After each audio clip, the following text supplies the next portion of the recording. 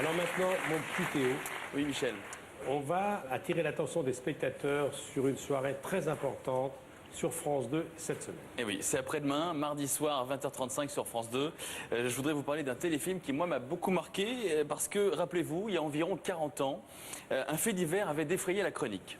C'était l'histoire d'un professeur de français qui vivait une relation amoureuse avec un de ses élèves. Elle avait 31 ans, lui 15 ans et demi. Et les parents avaient porté plainte pour détournement de mineurs. Et Gabriel Russier, c'était le nom de ce professeur de français, a été condamné à 1 an de prison avec sursis, 500 francs d'amende, avec l'interdiction de voir également son amoureux. Eh bien, incomprise et mise au banc de la société, calomniée, elle s'est donnée la mort quelques semaines après le jugement, le 1er septembre 69. Une affaire qui a bouleversé la France. Oui, jusqu'au point que le président Pompidou a dû s'exprimer sur la question en citant un poète. Oui. Éluard, ouais. Éluard. Et de cette histoire va naître un film que l'on doit tout d'abord à André Cayatte, qui s'appelait Mourir d'aimer, dont la bande originale était signée Charles Aznavour, et le rôle principal était tenu par Annie Girardot. Et cette année, c'est José Dayan qui a décidé de faire un remake, ou plutôt une adaptation libre, avec donc un nouveau scénario, celui de Philippe Besson. Et pour nous parler de son rôle principal dans ce téléfilm que vous verrez mardi soir à 20h35 sur France 2, je vous demande d'accueillir Muriel Robin.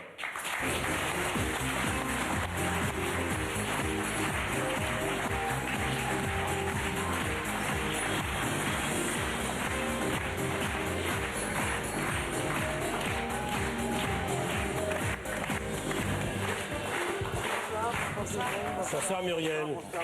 Bonsoir Muriel. Bonsoir. Muriel, merci de venir nous voir Merci, vous. pour nous parler de votre rôle dans ce téléfilm. Qu'est-ce qui vous a plu dans le rôle que vous proposez, José Dayan? C'est évident en fait, parce qu'on a déjeuné avec José, et puis elle me demande quelles sont mes envies. Moi je réponds toujours que j'ai envie qu'on ait envie de moi. Je crois que la comédienne, voilà, c'est ça. Et puis j'ai beaucoup parlé de Romy, de Simone Signoret et d'Annie Girardot, Ouais. Vous étiez inévitablement. fan, depuis toujours. Oui, c'est un exemple. Elle m'a aidé à vivre ces petites. Tout à l'heure, j'ai regardé, j'écoutais dans ma loge tous ces gens qui ne sont plus là. Annie est encore là, mais il y a déjà un deuil qu'il faut faire pour les raisons que tout le monde connaît. Et ces lumières qui m'ont aidé à vivre, et notamment Annie, parce que je m'identifiais un peu. Donc, mais c'est pas. Je crois qu'Annie, évidemment, je connais l'histoire de Mourir d'aimer pour la vraie histoire et à travers le film. Oui. Donc, je vais me contredire, c'est certainement parce qu'Annie a joué ça aussi, que quand José, le lendemain du déjeuner, c'est en ça, vous voyez, elle est metteur en scène et moi je suis actrice. Moi, je parle d'Annie depuis 30 ans. J'ai jamais pensé à reprendre un de ses films. Parce que moi, se caster soi-même, je l'ai fait pour le One Man Show, c'était pas évident, mais c'est pas ça, quoi, mon job. Est-ce qu'avant d'accepter, vous avez revu le film de Cayatte? Non. Non. Pourquoi ne pas avoir voulu revoir ce film? Parce que tout de suite, José m'a dit... donc elle m'a appelé, elle me dit, Girardot, j'ai pensé tous les films, Mourir d'aimer, bien sûr, évident. Je vais demander à Philippe Besson d'écrire, très bien. Et ça s'est fait comme ça, assez rapidement, parce que ces déjeuners avaient lieu mi-septembre. 15 novembre, on avait le scénario, et fin février, on tournait. 7 Gabriel Delorme. Oui, 7. Oui, 7 Muriel Robin. Oui. Qui brave les interdits dans la France des années 69, Oui. qui est accusée de détournement de mineurs. Le candidaton, elle est beaucoup plus âgée de son élève qui est mineur. Mais est-ce que finalement, cette femme-là, elle vous ressemble pas un peu? Ah... Oui. Vous êtes un peu comme ça, vous. C'est-à-dire, vous tapez Juste- déjà le... Non, Comment vous savez? Non, je parle de... Quand on vous connaît bien, vous êtes une femme de passion, vous êtes jusqu'au boutiste. Je veux dire que le candidaton, souvent vous en foutez. J'ai fait croire que je m'en foutais, je m'en foutais pas. Maintenant, je commence à... Voilà, c'est pas que je commence, c'est que ça y est, je m'en fous. Parce que je suis ancrée dans ma vie, mais je m'en suis pas foutu. Mais on croyait que je m'en foutais. Est-ce que vous pensez que si l'histoire se reproduisait aujourd'hui, la société accepterait mieux ce genre de relation C'est la grande amoureuse? question, elle est posée à chaque fois. Chacun a C'est sa pas aller très loin, réponse. Muriel. Il y a 3 ans aux États-Unis, il y a une femme qui a été fait. emprisonnée. Ouais. Elle était Mais la professeure d'un élève, elle c'est- a été emprisonnée. Tout à fait. Oui, il y a la loi. Donc la loi, ça ne se discute pas. Et moi, je suis la première à pas discuter. Après, on a envie ou pas de parler du cas particulier. Voilà. Alors, moi, j'ai tendance à avoir envie, parce que c'est vrai que c'est ce qui m'intéresse. Bon, Sauf qu'à cette époque-là, on est quand même dans une pleine révolution sexuelle. C'est la première année où il y a la Journée internationale des femmes. Le MLF fait sa première manif. Mais 68 n'est pas loin. On n'est pas loin maintenant.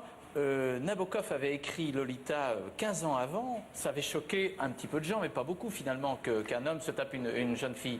Mais là, tout d'un coup, c'est l'inverse, parce que la société est en train de craquer de partout quand même. En 68, justement, Muriel, vous aviez exactement 13 ans. 13 ans, exactement. Et vous vous rappelez de ce scandale à l'époque? Oui. Oui, et je suis obligée de penser à Éluard, parce que j'ai relu la phrase juste avant de venir, cette très belle phrase qui dit que, enfin en gros, qui dit que voilà, mourir pour peut-être au bout de ça être aimé. Et j'ai pris ma petite part de responsabilité à l'époque de me dire que je faisais partie de cette société qui avait fait qu'elle avait préféré partir. Et ce dont on parle, c'est fou parce qu'on n'en parle pas tant que ça, alors que ce n'est pas anodin. Elle laisse 2 enfants. C'est incroyable. Ouais. Et ça devrait Elle a dire, 2 mais enfants. comment laisser 2 enfants Dont une fille qui a l'âge du gamin. C'est comme si dans l'inconscient, on savait que l'amour peut... et qu'on le comprenait finalement. Alors après... Théo, on peut citer la distribution parce qu'il y a Chandor Funtech. Oui, qui était un passe jeune pas Hongrois inaperçu là-dedans. formidable, 19 ans, extraordinaire. Formidable. Il est musicien et acteur Oui, et comédien. oui, oui. Et puis là, ce regard profond qui fait que quand son personnage Lucas venait se mettre dans le fond de mes yeux, voilà, c'était bien quoi. Il fallait ça parce qu'il faut trouver la force pour un gamin comme ça en face d'une comédienne en plus que voilà, moi je l'ai mis très à l'aise parce que je commençais à me sentir jeune maintenant, donc on était un peu entre jeunes. Entre jeunes. Quand vous l'avez rencontré pour la première fois, Je lui ai dit, ouvre tes bras. Dès que je l'ai vu chez José la première fois, je lui ai dit, j'arrive, ouvre tes bras, je vais voir tout de suite comment je me sens. Et je me suis mise comme ça, il a refermé ses bras derrière moi. Et puis j'ai dit, écoute, moi je me sens pas mal, comment t'es? Je lui ai dit, fais voir, je te fasse un baiser dans le cou. Ça marchait très bien et je me suis dit que ça allait le faire. On va mettre quelques images de tout ce qu'on vient Parce de dire. qu'effectivement, il fallait y croire à cette histoire. On va ajouter la participation d'Annie Grégorio, votre complice des Diablogues, Jean-Pierre Bouvier, Hélène Vincent, Jacques Spiesser, Thibaut de Montalembert, Jeanne Balibar, la mise en scène de José Dayan et le scénario et les dialogues de Philippe Besson. Mourir d'aimer, c'est mardi soir sur France 2. D'abord, j'aimerais savoir. Mourir d'aimer. C'est émouvant. Muriel est épatante. Un livre qui concerne directement Et Muriel. oui, parce que Muriel, vous avez participé à une aventure en 2006 qui était Rendez-vous en terre inconnue. Vous étiez parti au nord de la Namibie avec Frédéric Lopez. Et puis, il y a un ouvrage qui est sorti qui concerne donc cette émission que vous retrouvez sur France 2 de temps en temps, de façon événementielle, avec des photos extraordinaires à l'intérieur. Et il y a un récit qui vous concerne où vous évoquez bien sûr Kadjambia, qui était cette Namibienne de cette tribu qui vous a beaucoup touché. Et justement, par rapport à cette émission, vous êtes invité le 1er décembre. C'est le 1er décembre. C'est le 1er décembre, pardon. On vous verra aux côtés de Frédéric Lopez, aux côtés de Patrick Timsit, aux côtés également de Bruno Solo et Charlotte de Turckheim pour revenir sur ces carnets de voyage. Et cette émission s'appellera Retour en terre inconnue. Et c'est le 1er décembre en prime time avec Frédéric Lopez. J'ajoute vraiment qu'ils sont allés montrer dans les 4 endroits où nous sommes allés, ils sont allés montrer les films, donc on va voir leur réaction là-bas. Donc c'est une vraie suite à ces 4 Que sont-ils devenus? Et vous aurez des nouvelles de Kadjambia. Muriel nous quitte parce qu'elle va rejoindre Annie Grégorio et la pièce de billard Les Diablogues juste à côté. Mardi soir, France 2, vous savez ce que vous faites. Merci Muriel. Merci à vous. Bravo. Plusieurs décennies pour raconter cette enfance, raconter son trajet. C'est magnifiquement écrit, très très belle langue. Elle n'est pas dans la revanche, dans la haine contre quiconque. Elle raconte simplement son destin de femme et comment elle a réussi à se reconstruire totalement. Très belle émotion, belle écriture, ça s'appelle Rue Kim Thuy et c'est une maison d'édition qui fait souvent de très jolis textes, qui s'appelle Liana Levy, je vous le recommande. Théo, tu es d'origine vietnamienne. Oui.